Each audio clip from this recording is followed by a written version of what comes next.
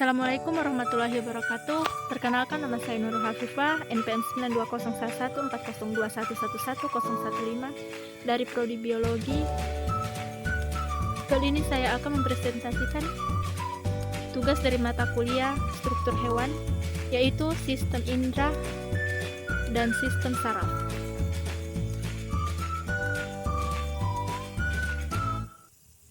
Pertama, pengertian sistem indera.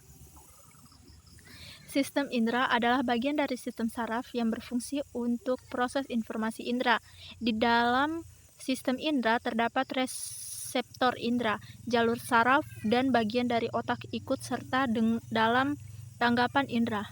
Umumnya, sistem indera yang dikenal adalah penglihatan, pendengaran, penciuman, pengecapan, dan peraba.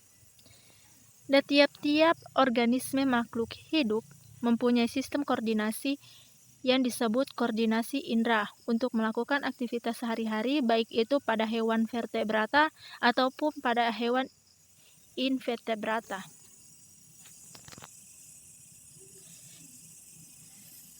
Sistem indera hewan. Pada umumnya, semua jenis indera yang dimiliki oleh manusia juga dimiliki oleh mamalia. Mamalia memiliki 5 macam alat indera. Masing-masing alat indera tersebut juga berkembang dan berfungsi dengan baik. Yang kedua, indera pada burung. Indera penglihat dan indera keseimbangan burung berkembang dengan baik. Kedua macam indera tersebut memungkinkan burung dapat terbang lurus, menukik, atau membelok dengan cepat. Yang ketiga, indera pada reptilia. Sistem indera pada hewan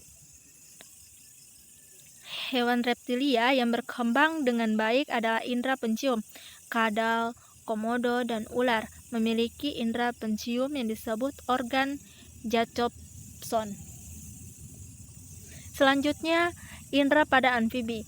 Pada amfibi, misalnya katak, indera yang berkembang dengan cukup baik ialah indera penglihat dan pendengar.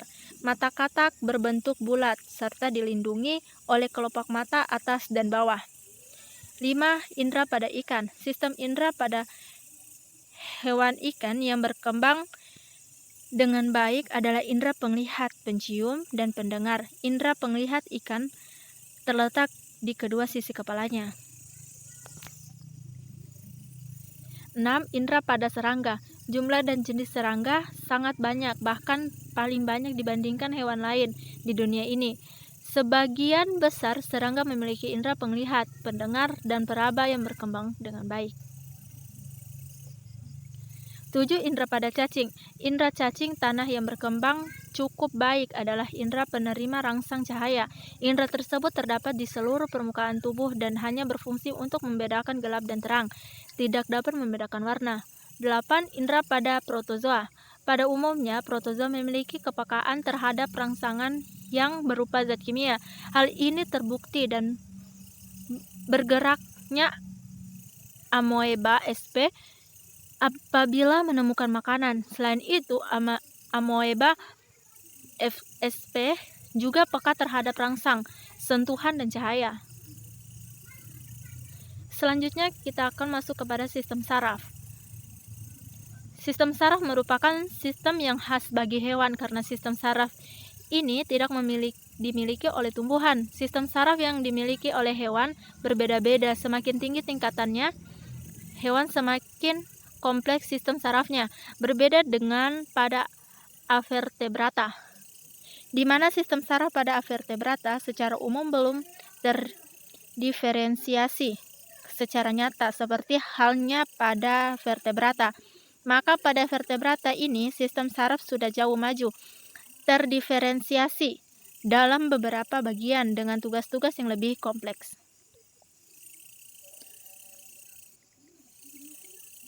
Selanjutnya, sel saraf atau neuron. Sel saraf merupakan sel tubuh yang berfungsi mencetuskan dan menghantarkan impuls listrik. Sel saraf merupakan unit dasar dan fungsional eksitabilitas, artinya siap memberi respon apabila terstimulasi. Sistem saraf pusat terdiri atas otak dan medula spinalis, dibungkus selaput meninges yang berfungsi untuk melindungi sistem saraf pusat. Meninges terdiri atas 3 lapisan, yaitu durameter, arachnoid, dan pia-meter.